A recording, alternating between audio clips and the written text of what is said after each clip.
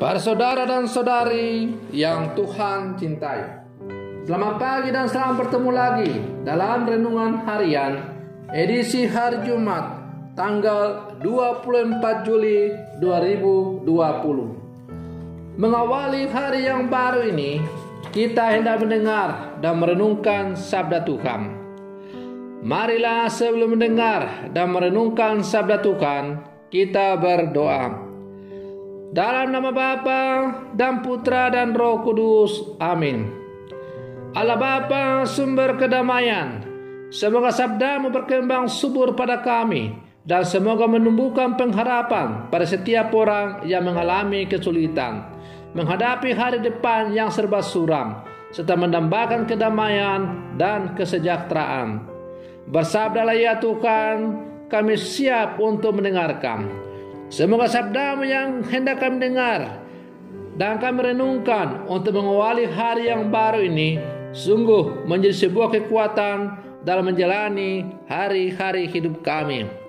Terpujilah Engkau Bapa, Putra, dan Roh Kudus, kini dan sepanjang segala masa. Amin. Para saudara dan saudari yang Tuhan cintai, sabda Tuhan yang hendak kita dengar dan kita renungkan bersama diambil dari Injil hari ini, hari Jumat, tanggal 24 Juli 2020, yaitu Injil Matius pasal 13 ayat 18 sampai 23. Tuhan sertamu. Inilah Injil Tuhan kita Yesus Kristus menurut Santo Matius. Sekali peristiwa, Yesus bersabda kepada murid-muridnya, "Dengarkanlah arti perumpamaan tentang penabur. Setiap orang yang mendengar sabda tentang kerajaan surga dan tidak mengerti akan ditangis si jahat yang akan merampas apa yang ditaburkan dalam hatinya. Itulah benih yang jatuh di pinggir jalan. Benih yang ditaburkan di tanah berbatu-batu ialah orang yang mendengar sabda itu dan segera menerimanya dengan gembira. Tetapi ia tidak berakar dan hanya tahan sebentar saja. Apabila datang penindasan atau penganiayaan karena sabda itu, orang itu pun segera murtad. Yang ditaburkan di tengah semak duri ialah orang yang mendengar sabda itu, lalu sabda itu terhimpit oleh kekhawatiran dunia dan tipu daya kekayaan, sehingga tidak berbuah. Sedangkan yang ditaburkan di tanah yang baik ialah orang yang mendengarkan sabda itu dan mengerti. Dan karena itu ia berbuah, ada yang 100, ada yang 60, dan ada yang 30 ganda. Demikianlah sabda Tuhan. Para saudara dan saudari yang Tuhan cintai, mendengar perumpamaan Yesus hari ini, tentu kita tergerak ingin menjadi seperti tanah yang baik, tanah yang subur, dan tanah yang menghasilkan. Apa yang perlu kita lakukan?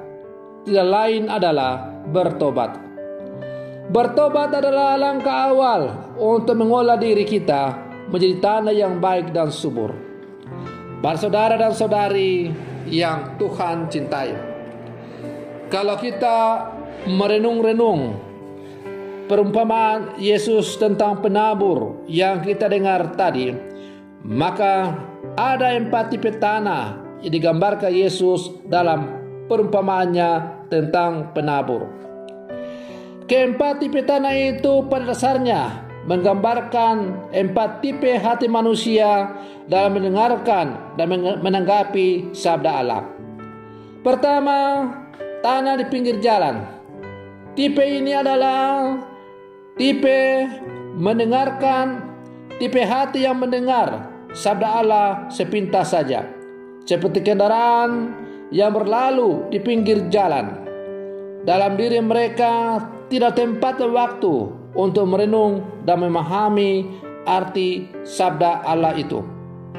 Kerap kali mereka hanya sibuk dengan pekerjaan sendiri dan lupa memberi waktu bagi permenungan sabda Allah. Kedua, tanah yang berbatu-batu. Tipe ini adalah tipe hati yang mau mendengar sabda Allah hanya untuk sekedar menyenangkan telinga dan mulut.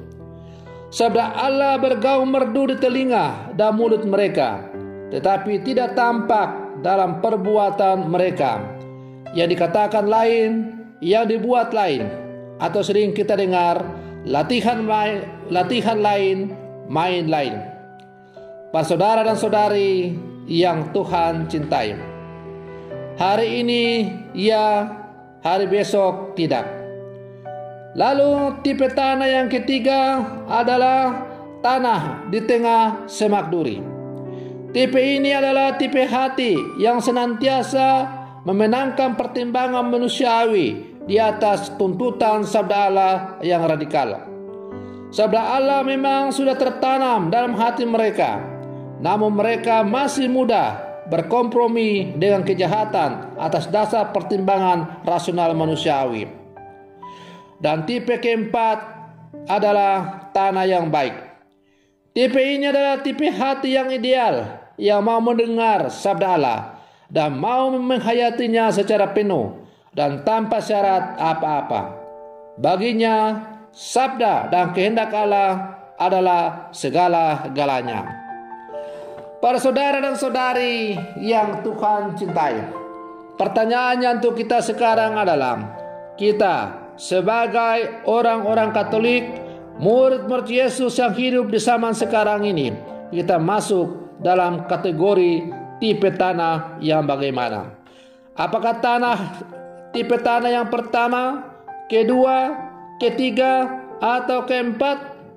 Tentu kita berharap bahwa kita termasuk tipe tanah yang keempat, yaitu tanah yang baik, tanah yang subur, tanah yang gembur, sehingga memungkinkan benih sabda Allah itu bertumbuh subur dalam hati kita dan akhirnya menjiwai seluruh kehidupan kita.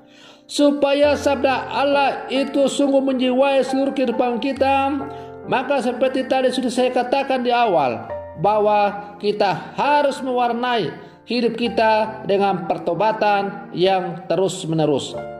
Maka hidup dan panggilan orang-orang Katolik adalah hidup dan panggilan yang harus selalu diwarnai oleh pertobatan yang terus-menerus tanpa henti.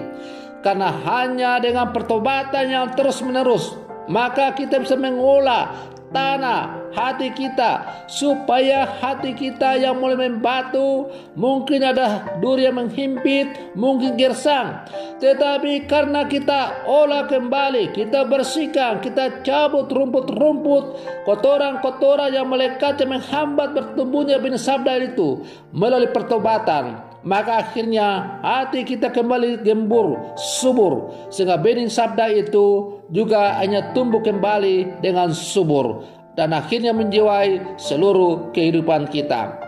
Para saudara dan saudari yang Tuhan cintai, karena itu hendaklah kita semua sebagai murid-murid Yesus yang hidup zaman sekarang, kita mewarnai seluruh kehidupan kita dengan pertobatan yang terus-menerus tanpa henti. Mudah-mudahan dengan pertobatan yang terus-menerus, maka kita akhirnya semakin menjadi lahan yang subur untuk bertumbuh suburnya benih sabda Allah dalam seluruh kehidupan kita. Semoga permenungan saya ini untuk mengawali hari yang baru di hari ini semakin menghantar kita untuk menjadi pentobat sejati yang hidup di zaman sekarang. Semoga demikian. Selamat pagi, Tuhan Yesus memberkati.